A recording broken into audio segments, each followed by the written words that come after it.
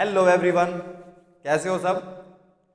Maths के लिए में स्वागत है आपका। और आज जो हम बात करने वाले हैं, आज हम बात करने वाले हैं ट्रिग्नोमेट्री की वैल्यू टेबल। वो जो साइन कॉस की वैल्यू टेबल होती है ट्रिग्नोमेट्री में, जी हाँ, उसके बारे में बात करने वाले हैं।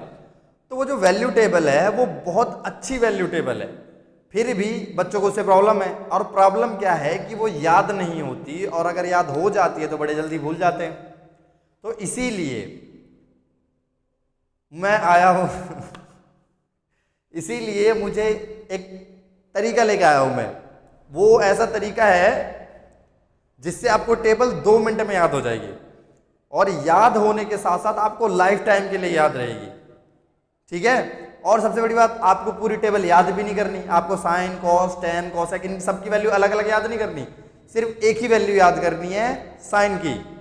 हाँ, साइन की तो वैल्यू याद करनी पड़ेगी, इतना तो कर ही सकते हो। पूरी टेबल याद हो जाएगी, तुरंत बताओगे, तुरंत आंसर, चुटकियों में आंसर बताओगे। ठीक है, तो करते हैं फिर। मुझे भी साइन की ही वैल्यू याद है। हाँ, क्या करें, याद ही नहीं होता कुछ। तो साइन की वैल्यू लिखते हैं पहले। ठीक है, तो सबसे पहले क्या आता है अपना, 0 डिग्री आता है, फिर 30 डिग्री आता है, फिर 45 डिग्री आता है, फिर 60 डिग्री आता है, और फिर आता है आपका 90 डिग्री। ओके, तो इन्हीं एंगल्स की वैल्यू हम पढ़ते हैं। साइन मतलब साइन 0, साइन 30। तो सबसे पहले हम देखते हैं साइन थीटा। तो साइन थीटा देखो, तो ये थीटा मतलब जब ये यहाँ पे साइन की जगह पे 0 होगा तो साइन 0 डिग्री की वैल्यू क्या होगी वो देखते हैं। तो एक चीज देखो, यहाँ पे आपको दिख रहा होगा कि एंगल इंक्रीजिंग है, एंगल बढ़ रहा है। देखो पहले 0, फिर 30, फिर 45, फिर 60, फिर 90। तो अपने दिमाग में एक बात रख लेना, अच्छे से भर लेना कि जो साइन की वैल्यू है वो भी एंगल के साथ इंक्रीज होती है। समझे, एंगल इंक्रीज होगा तो साइन की वैल्यू भी इंक्रीज होती है। तो देखो साइन जो 0 होता है, यानी साइन जब 0 डिग्री होगा तो उसकी वैल्यू होती है 0। ठीक है, फिर जब साइन 30 डिग्री होगा तो उसकी वैल्यू होगी 1/2। इतनी वैल्यू तो याद ही कर सकते हो, इतना तो याद ही करना पड़ेगा, क्या करें, है ना। आप अगर इतना भी याद नहीं कर पा रहे हो तो फिर तब तो गड़बड़ है। तो ये आ जाएगा आपका 1/√2। ठीक है, ये आ जाएगा आपका √3/2, और ये आ जाएगा 1। देखो इंक्रीज हो रही है वैल्यू, यानी देखो 0 से स्टार्ट हुई, 1/2, 1/√2, √3/2, 1। कितना आसान है, शुरुआत में 0, लास्ट में 1, बीच में आपका 1/√2, 1/√2 से पहले 1/2 और उसके बाद √3/2। कितना ईजी है ये तो। 1/√2 तो आपको याद ही हो जाएगी, 45 की वैल्यू, साइन 45 की वैल्यू 1/√2, बस ये याद कर लो, सारा काम हो जाएगा। अब देखो कॉस की वैल्यू लिखो, तो कॉस की वैल्यू में भी यही सारी वैल्यूज होती हैं, कोई अलग से वैल्यू नहीं आती, यही वैल्यूज कॉस में भी होती हैं। बस कॉस का क्या होता है, कॉस जो होता है साइन का उल्टा रास्ता पकड़ता है। साइन जिस रास्ते से जाता है उसका उल्टा आता है। देखो साइन इंक्रीज हो रहा है, 0 से 1 पे जा रहा है, कॉस 1 से 0 पे जाता है, कॉस की वैल्यू डिक्रीज होती है। देखो इसमें ऐसे इंक्रीज हो रही है, अब इसमें डिक्रीज होगी। देखो जो इसकी 90 की वैल्यू होती है वो हो जाती है इसकी 0 की वैल्यू। तो इसकी 90 की 1 है तो ये हो जाएगी इसकी 1, और यहाँ पे इसके आ जाएगा 60 की वैल्यू √3/2, और ये तो सेम रहेगा क्योंकि 45 तो भाई बीच में है ना। हम साइड साइड की वैल्यू पलट सकते हैं। मान लो जैसे हमें ये घुमाना है ना, अब आप इसको ऐसे घुमा दो तो जो बीच में होगा तो बीच में ही रहेगा, साइड चेंज हो जाएगी। समझ रहे हो, बहुत बढ़िया। यहाँ पे आ जाएगा आपका 1/2 और यहाँ पे आ जाएगा 0। तो देखो ये डिक्रीज हुई या नहीं हुई, देखो देखो पीछे की तरफ गई वैल्यू। ठीक है, अगला देखो टेन थीटा।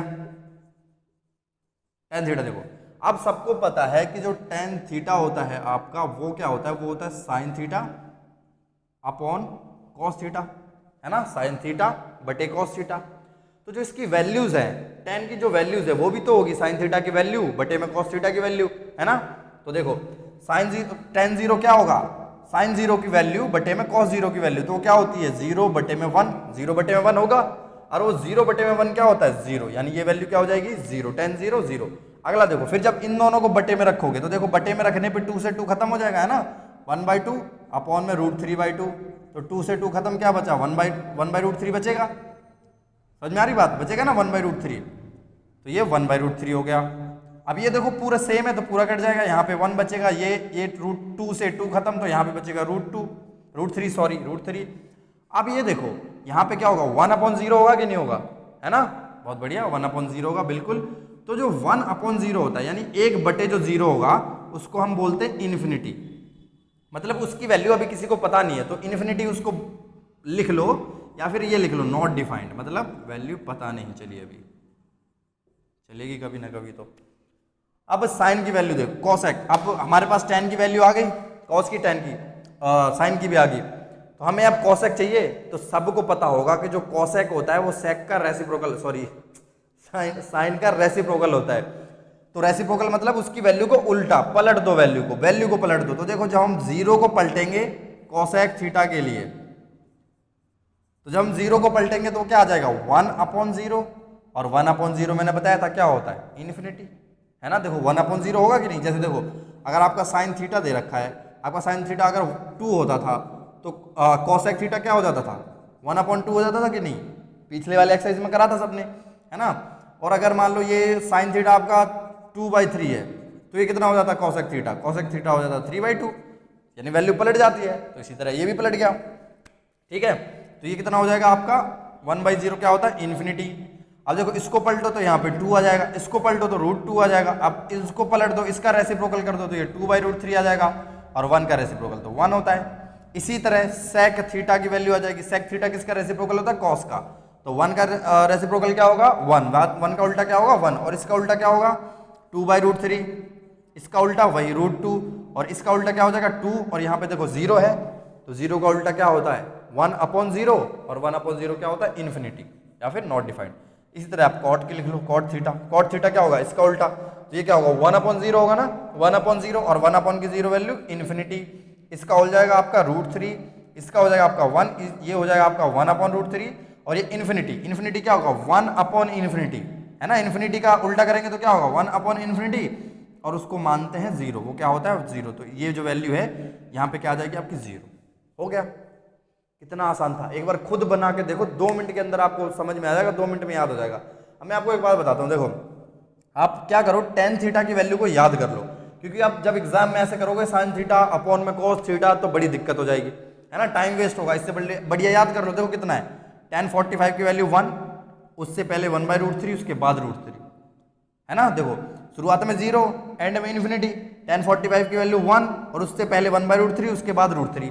अगर आप कभी 1/√3 और √3 में कंफ्यूज होते तो ये चीज याद रखना कि देखो ये जो वैल्यू है 30 की है और ये वैल्यू है 60 की, तो देखो ये जो √3 है 1/√3 से बड़ा है, तो अगर 1/√3 बड़ा है इसका मतलब ये बड़े एंगल की वैल्यू होगी। तो फिर सोच लेना अपने दिमाग में कि भाई √3 किसकी होगी 60 की, और 1/√3 किसकी होगी 30 की, ठीक है। बस इतनी सी टेबल थी, एक बार बनाओ खुद, तुरंत याद हो जाएगा आपको। ओके, अभी भी वैसे कुछ याद हो गया होगा। Okay, bye, thank you.